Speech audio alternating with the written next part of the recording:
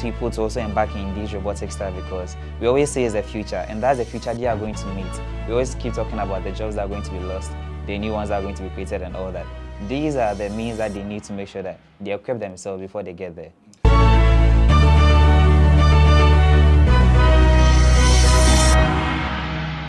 Hello again and welcome to yet another exciting episode of BizTech on GhanaWeb TV with me, Moans Cuddles. On this episode, we'll be exploring the world of robotics in Ghana, and I have here with me a young man who is a robotics engineer, and he's also been helping some schools and universities to develop their robotics learning right here in Ghana. My guest is Eugene Moyan. Eugene, welcome to the show again. Long time. How are you? I'm doing good, so I'm doing very well, thank you.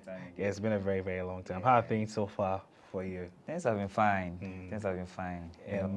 I know you have a lot of projects that you usually work on, but today we want to focus on robotics in itself. So just briefly walk us through your experience with robotics. What exactly sparked this interest of yours?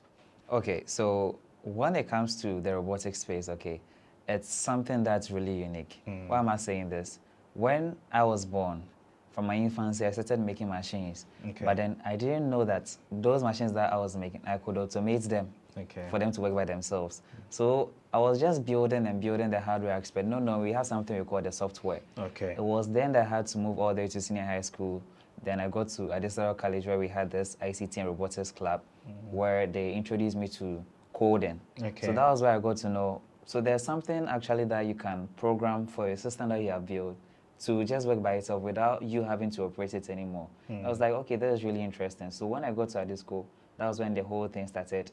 I learned how to code, how to do some basic things. Then here I am today with the robotics thing. So, yeah. Very, very interesting. So you made mention of some coding. So I'm sure you use some programming languages and some softwares. Which programming languages did you use, and how long did you use them, and what were some of the interesting things you found about some of those programming languages? Okay, so for the programming languages, it's just like you communicating with the system, a language you're speaking with the computer, right? So there are versions of them. We have the Python, Java, C++, a whole lot. But what I was asked to learn, the first I got to at this school was Python. And this is what most people would agree with me that it's difficult, you know? So just getting into the club and I'm told, hey, Eugene, go and learn Python. I was like, really? You're wondering what exactly they are telling you to learn. Exactly. You know, when we say Python, some people might just think it's about the snake or, you know, the animal Python. But that's the first thing that actually comes to mind, right? So I was forced, no, I wasn't forced. I was told to learn Python, of which I did. And it has really helped me. So I've been using Python. Also, I do use C++. I also do use JavaScript. Whatever I want to use, I just need to measure them. It's like speaking another language with the system. So based on the robotic system that you're programming. If it's Arduino, let's say you use C++. If it's Raspberry Pi, you're going to use the Python. So basically, there's Python, C++, Arduino. So all these are some of the tools that you use. And I'm sure you've worked on some key projects. Just briefly share with us some of the projects that you work on in the robotics sector. So I have this medical robots that can give medical diagnosis. You know, that was featured on the Ghana's Most Beautiful platform 2022. Oh, wow. That's interesting. I also have a spider at the Ghana Museum where I built that with the Pan-African Art Ambassador, Dr. Prince Kojo Hilton. So these are just a few of them. Actually, there are more of them, but if I want to record everything, you know, so just to mention a few. So now let's come to some of the work they are doing in some of our schools, the senior high schools and some universities as well. I understand you are teaching them robotics and all of that. How's that process going so far, and how are the students receiving that? Okay, that's a good question. Honestly, that's one thing that makes me happy when I see people indulging into that, because that is the future, you know. And Ghana here is like the youth is really into technology. So bringing up something like this, they are ready to accept these things into the system.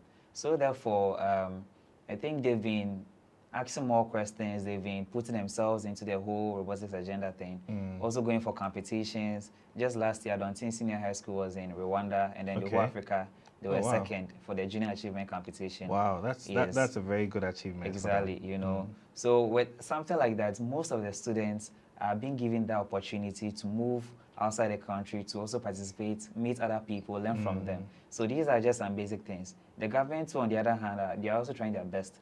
I think somewhere last year we had a innovation competition where they awarded some schools. The winner have I been think they went to sent Japan or something like that. yeah, recently. So these are some of the things that's, let me say, encouraging the youth and these people to also embark in these robotic stuff, because we always say it's the future, and that's the future they are going to meet. We always keep talking about the jobs that are going to be lost, the new ones that are going to be created and all that. These are the means that they need to make sure that they equip themselves before they get there. So before we do a quick demonstration of how some of the robots, I know you have some stuff here with me. Now we have artificial intelligence coming in as well. Right. Do you use AI for some of the robots now, and what are the prospects of using AI for some of these robotic developments? We can. So when we talk about AI, a system that can learn by itself and be able to solve problems by itself, right? So adding them to, let's say, a robot, for instance, makes the robot intelligent. So the robot is able to perform some activities by itself without a human being coming to help that system with So more like an extra programming language. Exactly. Now we have robots that have AI embedded, like the Harvard University introducing a new robot teacher. So with such a robot, the robot makes sure that it learns new things so that when it comes to class, at least it can update its students about the new things coming into existence. You know, we have emerging stuff every time, like emerging technologies. So we need to make sure that we have an updated system. And these AIs are those who always make sure that they learn something new. They also tend not to forget things. So just imagine you do have this robot at the entrance of your house or maybe a hotel or something. Then anytime someone comes in, it mentions the person's name. Oh, I know you. Welcome back, you know, dear customer. That's really going to boost their business and everything. So I think we also involve the AI. Combining the two makes it really powerful.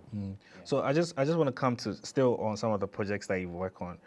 What are some challenges that you face along the way, and how do you, you know, sort of revitalize yourself just when you encounter a really major challenge?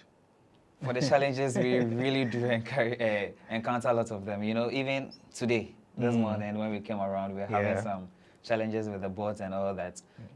I think one of the major problems I've ever faced was during the Ghana's Most Beautiful pageantry. I was just called a day to the finals, the grand finale, that we need to do this and this and that to make sure we get the robots on stage. I was like, really? I had to stay up the whole night. So many hours, You know, the whole night before I could get that robot done. And I just used, I think, was it $1 Simon? So that was my motivation. I saved small, then I built. But even with that, I think the resources was a major problem, because looking at the time range that I was called to make sure I get that done, I needed to now think about things, ways to make sure I get that done. And it was really like a challenge, you know. It was a help for me, but then I had to pull through. When I even went for the program, I was sleeping. Can you imagine? Well, then that means you're really, really tired. Really, really tired. The whole night I didn't sleep, you know. But how long did it take for you to, if you can just give us an average or an estimation, how many hours did it take for you to get over that hurdle and still deliver the project anyway? Okay, so I started somewhere at 9 p.m. to 6 a.m. I was done. And all this is coding and electronics and all of that. So they had the software, building the system, trying to make sure you get everything on point. They're also coding in addition to making sure that everything is like on point, you know. Wow. Yeah. So Eugene, I've been having a very interesting conversation with you, but I'll just take a quick break, and then when we come back, you'll take us through the building process of some of these robots. I've been speaking with Eugene Moyan, and he's a robotics engineer. We've been talking about the world of robotics in Ghana. Please do stay. We'll be right back. Welcome back from that break on BizTech. I still have here with me Eugene Moyan, and he's a robotics engineer. And we've been exploring the world of robotics in Ghana and some of the work that Eugene has been doing to advance robotic learning in Ghana in some of our schools and even our universities right here in Ghana. Eugene, Charlie, welcome back to the show. Thank you. It was a really nice part one of understanding some of the processes that go into making a robot. Now, just take us through, how do you build this entire thing? What are some of the tools that you use to build these things? I see a lot of wires, cables, LED lighting and all. Just take us through briefly how you build this entire robot. Sure. So I have a robot here. Okay. And so that's... What type of robot is this are we looking at right now? That's called a holy bot. Holy bot? Yeah. Okay, interesting. So the holy bot, that's what the specific reason why it's a holy bot? Well, I can't tell. Maybe the name, you know. Maybe there might be some mystery. I'll just look for that and come and tell you. All right, no problem. Yeah. So with this particular one, that's the standard robot for the Ghana robotics competition. Oh wow! Exactly. So this is what the Ghana team are using Yes. at the moment. Yes. Wow. So you built this, or you helped them to build this? So with this, they assemble everything by themselves. Okay. And then they write the code. Okay. So looking at this robot here, it's just like a human being, right? I always keep saying that robots are human beings, so I am a robot. Why? Because I'm able to work with a brain. Because I have a brain, that's why I'm able to perform some tasks. Yeah. So therefore, robots also have a brain. That's the microcontroller.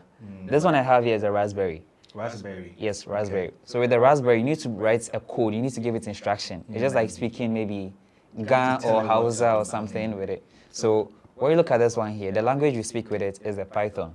That's what we use in making the Holy Bot, right? So aside the brain, human beings have sensors, right? Something that brings in information from your environment so that you can check yourself. We can add sensors to this system here where it can just move around. When it detects an obstacle, it just moves away. That's the ultrasonic sensor. Okay. So that's the output, sorry, the input device, that's the sensors. Now we have output devices. Let's say you hear someone calling you. Now you need to move to the person. How do you move? Like with your legs. Exactly. So with your legs, right? That means you need some motors to act as the legs, the human legs. So that's the output version of the robot. Okay. So if they're supposed to move forward, back, left, or right, it needs an output device, that's the motor. Even to lift something, it needs a motor before it can accomplish that task. Yeah. All right. Oh no, just sure. Yeah. So another thing is this year's mission of the Ghana Robotics Competition is supposed to, this robot is supposed to make sure that it goes to a tree. So I have a sample of the tree here. Okay. All right. So you can give it a command for it to move. And pick it up. Okay. So let's have a look how it move. Oh wow. So you're doing all this on a mobile phone. Yes. An Android phone. Yeah. So like do you need like a specific app to use to do the controls and stuff like that? There are configured apps that you can use in making this, right?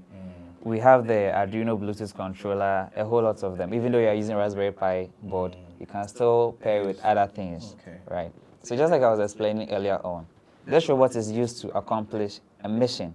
When you look at the robotics competitions that we do host, we make sure that we are solving a problem in our society. So it's not just about just building anything. No. You need to make sure you solve a problem. Actually, that's what robotics and then STEM is about. Okay. So looking at this tree here, I'm not supposed to have this blue ball here. Okay. Now we have a green ball, yellow as well. a yellow one. What this represents is that it represents a ripe and then an unripe fruit, right? So this robot is supposed to make sure that it moves to this tree, and then it plucks just the ripe ones. Okay. The moment it plucks an unripe one, you'll be deducted marks. So you need to make sure that... So basically that's a task. Exactly. You need to make sure that you are going to plug ripe fruits. So just imagine having this robot as an agricultural robot on your farm. It's going to make sure that it's going to drive sales and make sure you don't waste all the fruits. Your productivity Exactly. Higher. Yeah. Someone might also ask, then what's the essence of this blue ball here? So with the blue ball, what it does is that this represents water. Okay. Contaminated water. So we have two versions, the senior high school version and then the junior high school version. Okay. But one of them comes with a reservoir. So anytime it rains, a reservoir collects water. What the robot is supposed to do is that the robot is supposed to go to the reservoir, fetch the water, then go and dump it or maybe pour it into another tank for use, so right? That's problem solving there. Exactly. So there's a lift here that can lift. Oh wow, so it's picking it up already. Yes. Wow. So according to the mission, the robot is supposed to move to where the reservoir is.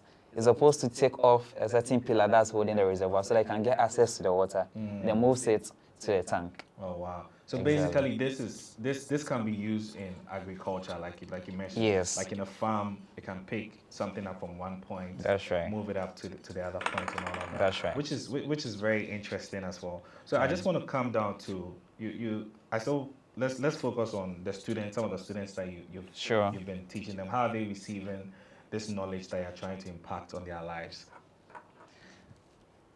Okay. most of them are really appreciative because they know the worth of what you are giving them, and that is their future.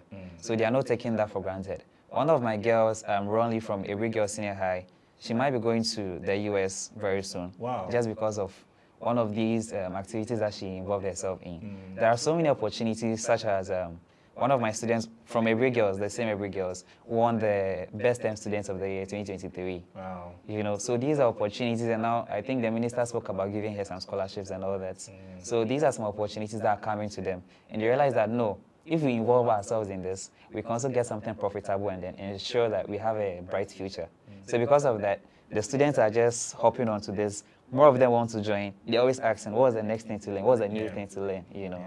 So that's how it is like. Very interesting. So it looks like the robotics development in Ghana, it's picking up pace. So now, do you have a fair idea how our numbers are doing? Like what's Ghana's position in Africa when it comes to robotics and then the world and all of that? If you have an idea, you can share with us. Sure. When it comes to Ghana, I can secure position, let's say somewhere from 1st to 5th, Ghana falls within that range. So we're in the first 5. Oh, yes. And this is Africa. Yeah. Wow, that's very interesting. Exactly. I mean, no one would even think something like that. You know, it's like everything just goes on behind the scenes and everything before we see there's something coming up. Okay, so what about the world? How's Ghana's position in the world? I know we have places like Japan and China and India and Iran. They are doing very, very wild things in the robotics sector. But where would you place Ghana? So let me classify this way. Okay. Ghanaian students or Ghanaian youth trying to compete in the international competition, first 30 we always part. Oh wow. Yeah. Okay. And so at least there's some participation from exactly.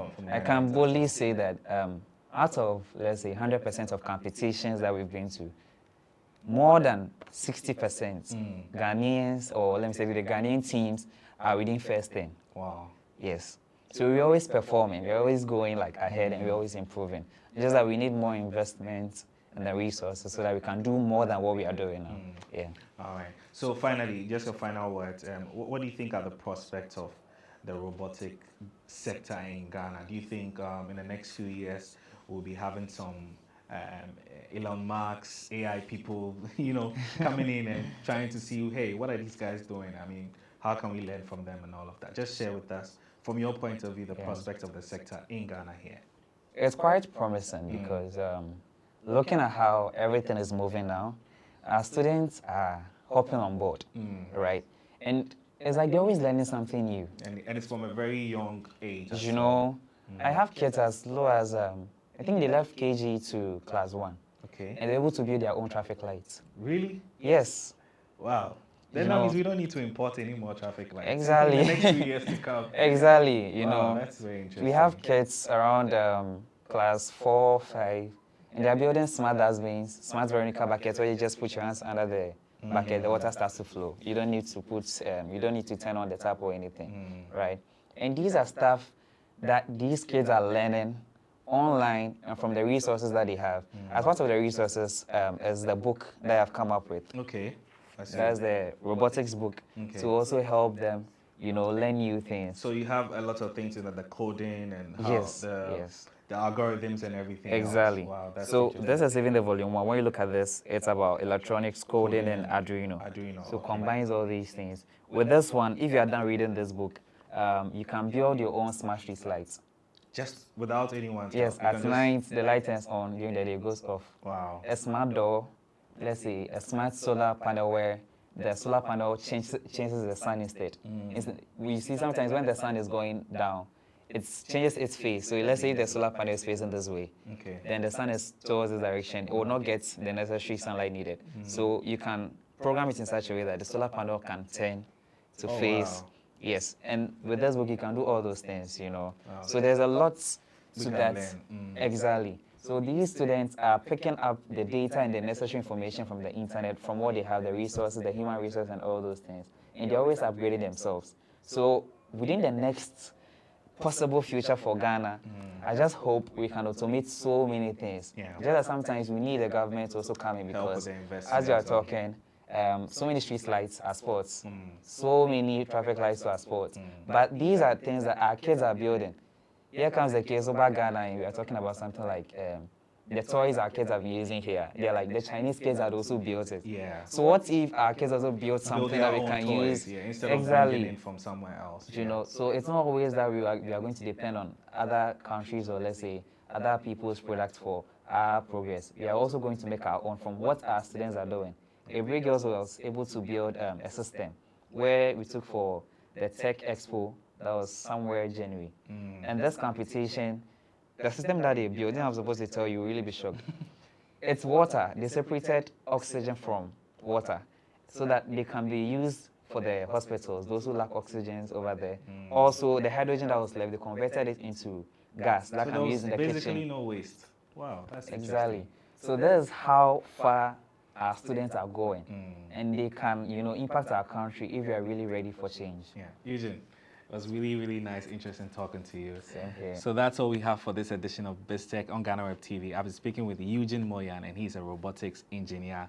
And we've been exploring the world of robotics. Before we go, don't forget to log on to our website, www.ghanaweb.com. Don't forget to follow us on all our social media platforms, Facebook, Instagram, and X at GhanaWeb. Subscribe to our YouTube channel as well, GhanaWeb TV. I am Maoli Aholimega, and this is BizTech on GhanaWeb TV.